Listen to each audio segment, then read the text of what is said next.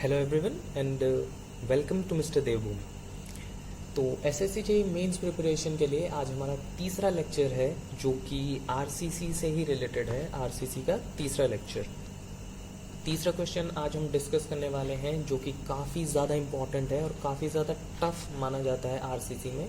वो है one way slab. SSC JEE mains में वन वे स्लैब ही पूछा जाएगा और वन वे स्लैब भी सिंपली सपोर्टेड ही पूछा जाता है। तो यही क्वेश्चन आज हम सॉल्व करेंगे।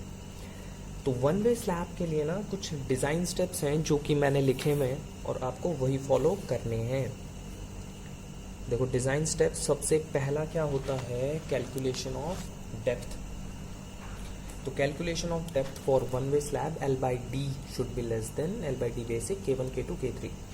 K1 K2 K3 क्या है उसके लिए आप थ्योरी पढ़ लो। यूजुअली K1 जो है 1.2 अज्यूम कर लिया जाता है रेक्टेंगुलर के लिए। आप 1 अज्यूम कर लो, कोई प्रॉब्लम नहीं है। 1.2 यूजुअली अज्यूम किया जाता है। कैलकुलेशन, फिर मोमेंट से पहले वन वे स्लैब आपको दिखाना पड़ेगा कि वो एक्चुअली में वन वे स्लैब है या नहीं। तो उसके लिए रेशियो निकालना पड़ेगा Ly/Lx। Ly/Lx should be greater then 2, then it will be known as one way slab। Moment निकाल लो सिंपली सपोर्टेड के लिए WL²/8। फिर शेयर फोर्स निकाल लो WL/2। फिर AST कैलकुलेट करने के लिए MU = दिस फॉर्मूला। फिर AST should be greater than AST minimum as AST is always followed by check. फिर AST मिनिमम के लिए हम क्या करते हैं, 0.12% और 0.15% ऑफ ग्रॉस एरिया HYSD और माइल स्टील के लिए। फिर शेयर के लिए चेक कर लेते हैं लास्ट में, τV should be less than K/τC। K की वैल्यू इस टेबल से हम निकालते हैं। तो चलो क्वेश्चन देखते हैं अब।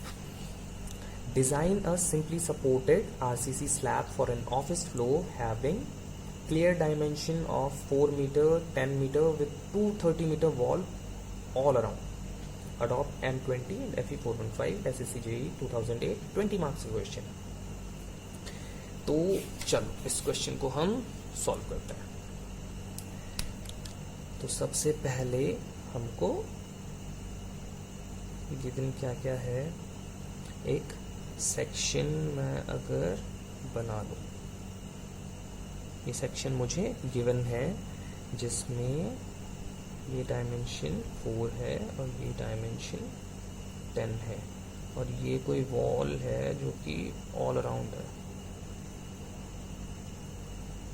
ऑल अराउंड एक वॉल है जो कि 0.23 मीटर की है।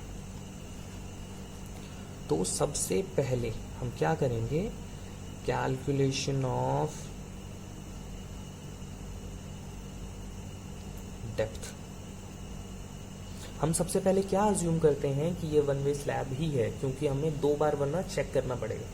हम क्या अज्यूम कर रहे हैं अभी ये कि ये वन वे स्लैब है, इसीलिए अब हम ये फॉर्मूला लगा लेंगे that L/D is greater than L/D basic K1 K2 K3। K2 K3 मैं 1 अज्यूम कर रहा हूँ, ये भी मैं 1 अज्यूम कर रहा हूँ, ये भी मैं 1 अज्यूम कर रहा हूँ, ये मैं 1.2 अज्यूम कर लेता हूँ। L/D basic for simply supported is 20। यहाँ पे L क्या गिवन होगा, जो शॉर्टर डायमेंशन है हम बोलेंगे। ये जो L है एक्चुअली में ये क्या होता है, इफेक्टिव होता है, it should be minimum of L+D और L+A। तो अभी हमारे पास D है नहीं तो हम L+A ही ले लेंगे। तो L+A क्या हो जाएगा, 4.23 मीटर, 0.23 मीटर। तो हम क्या लिख लेंगे इसको, 4230 in mm over 20 into 1.2। So D should be greater than 176.25 mm। तो अज्यूम कर लो D is equal to 180 mm assume कर लेता हूँ। स्लैब है, अज्यूम इफेक्टिव कवर भी 20 mm। So D is equal to 200 mm।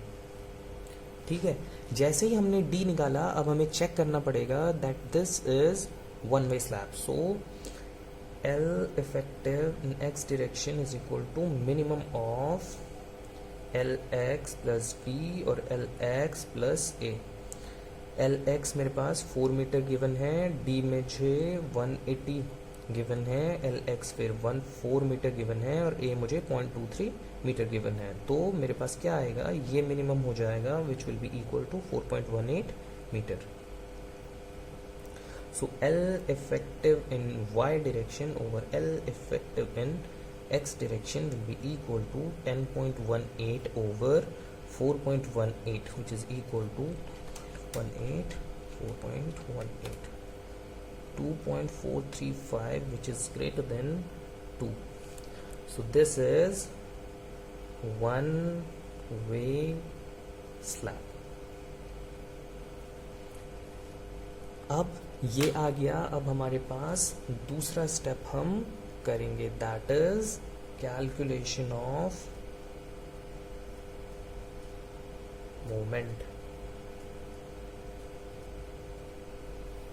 Calculation of moment से हम कैसे निकाल सकते हैं मोमेंट, पहले हमें डेड लोड निकालना पड़ेगा, फिर लाइव लोड निकालना पड़ेगा।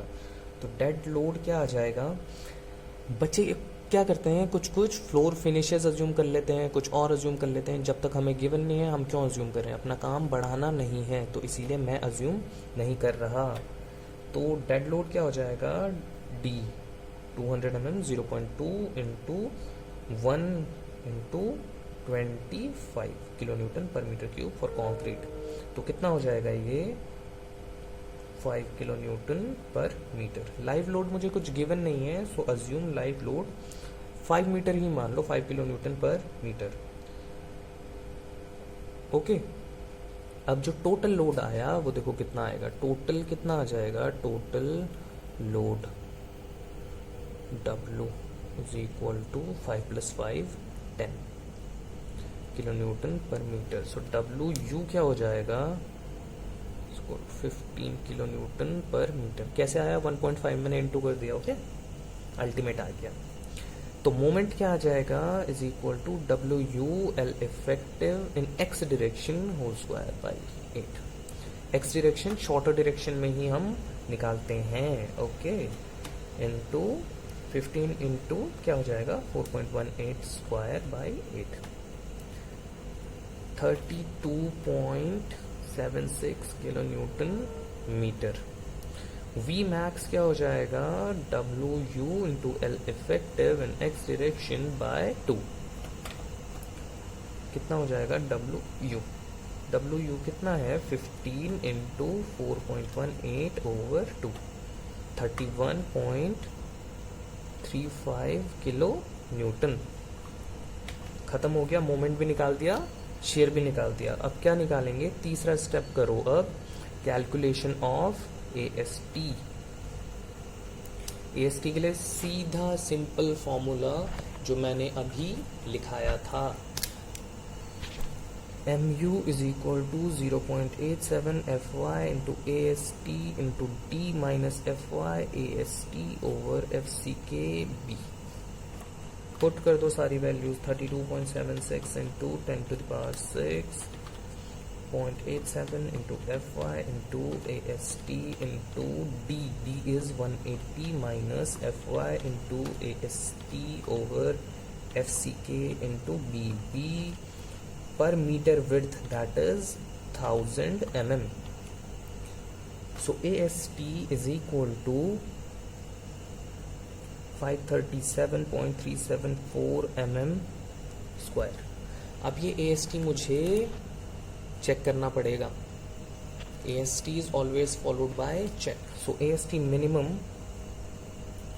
is equal to 0.12 by 100 BD, which is equal to 0.12 over 100 into 1000 into 200, 240 mm square, 240 mm square. So AST is greater than AST minimum. Okay, क्या कर लो, 10 mm डाया का बार प्रोवाइड कर लो। तो स्पेसिंग कितनी हो जाएगी, spacing for 10 mm dia bars कितनी हो जाएगी, देखो मैं निकालता हूँ, 537.4 that is 7.374 over 10 mm dia bars हैं 78.5,000 dia bars 146 is equal to 146.081 mm. It should be less than 3D and it should be less than 300. तो 3 into D, D कितना है 180, 540 mm हो जाएगा ये, और 300 mm से कम होना चाहिए. So provide 10 mm dia bars at 140, मान लो 140 mm सेंटर टू सेंटर. खत्म.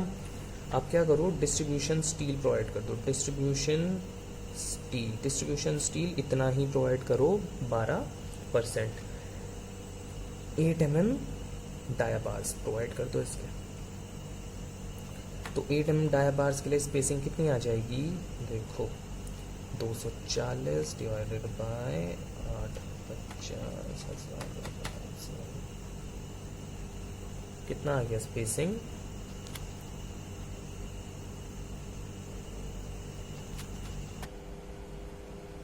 डिस्ट्रीब्यूशन स्टील क्या हुई 8 mm डाया बार्स के लिए स्पेसिंग निकाल दी हमने 209.44. It should be less than 5D, it should be less than 300 mm.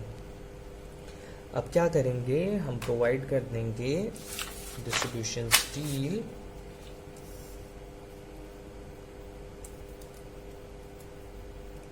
Provide कर दिया हमने, प्रोवाइड डिस्ट्रीब्यूशन स्टील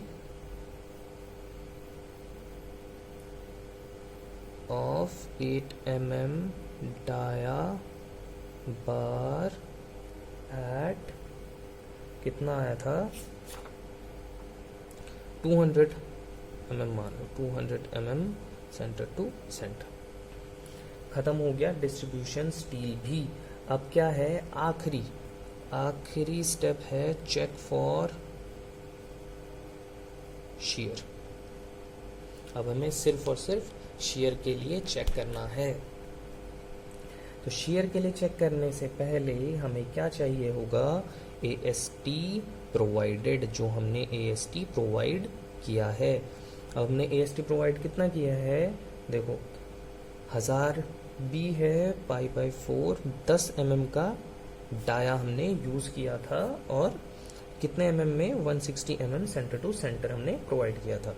तो ये कितना आ जाएगा 1000 into 78.5 by 160, 490.625 लगभग. ओके, अगर मैं एग्जैक्ट वैल्यू लिखूं तो into shift by 4 into 10 square by 160, 490.87. ठीक है.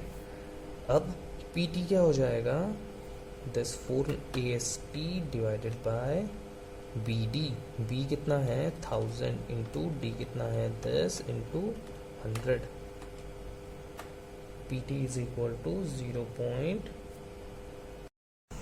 सो PT कितना आ गया हमारे पास 0.273. अब इस PT के लिए हमारे पास टाउ C हमें निकालना होगा. तो 0.25 पे 0.36 होता है और 0.5 पे 0.48 होता है. ये टेबल आपको गिवन होगी. हमें किस पे निकालना है 0.273. सो 0.48 simple interpolation 0.48 minus 0.36 divided by 0.25 into 0.273 minus 0.25 plus 0.36, 0.37. Okay, so tau C is equal to 0.37. अब हमारे पास tau V is equal to VU over VT. VU हमारे पास गिवन है, कितना था हमारा VU 31.35 kilo Newton. 31.35 kilo Newton था. 31.35 kilo Newton divided by 1000 into D is 180. 0.174 MP. Tau v should be less than k tau c. 200 mm के लिए 200 के लिए k is equal to 1.2. So tau v 0.174 is less than 1.2 into tau c 0.37, 0.444. So okay, share के लिए भी सही है. अब बना दो सेक्शन अपना आप और आपका क्वेश्चन खत्म.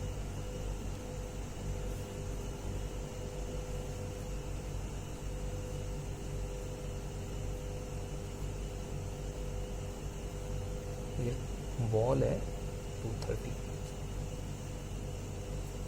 और यहाँ पर हमने ऐसा कुछ प्रोवाइड किया था. ये क्या है? 10 mm डाया बार एट 140 mm. ठीक है. अब हमने कुछ डिस्ट्रीब्यूशन बार्स भी दिए थे. ये डिस्ट्रीब्यूशन बार्स क्या हैं? 8 mm dia at 200 mm centre to centre. अब हम क्या करते हैं ना कि हम कुछ बेंड भी कर देते हैं बार्स. जो बेंट अप बार्स होते हैं ना, यहाँ पे जो बेंड किए हमने बार्स, वो इसकी डबल स्पेसिंग में हम बेंड करते हैं. तो ये कितने हैं? 10 mm बार्स ही हैं ये at 140 280 mm centre to centre. और यहाँ पे ये कुछ डिस्ट्रीब्यूशन बार्स. ये सेक्शन बना दो, आपको पूरे के पूरे 20 मार्क्स मिल जाएंगे. यहीं पर ये क्वेश्चन खत्म होता है. बच्चे क्या करते हैं, यहाँ पे डेवलपमेंट लेंथ भी निकालते हैं. डेवलपमेंट लेंथ नहीं निकालना. डेवलपमेंट लेंथ निकालने में टाइम वेस्ट होगा और आपको इतना टाइम नहीं मिलता. यहाँ पर डी रिक्वायर्ड भी चेक होता है, बट डी रिक्वायर्ड भी मैंने यहाँ पर चेक नहीं किया. क्यों? क्योंकि टाइम वेस्ट होगा आपका इस चीज़ में. सो बी स्मार्ट, जितना करा रहा हूँ उतना करो, आपको पूरे मार्क्स मिलेंगे. अगर वीडियो अच्छा लगा हो तो please like, share and subscribe. कोई क्वेरी हो तो write to us at Telegram and be ready for today's test. Thank you and all the best.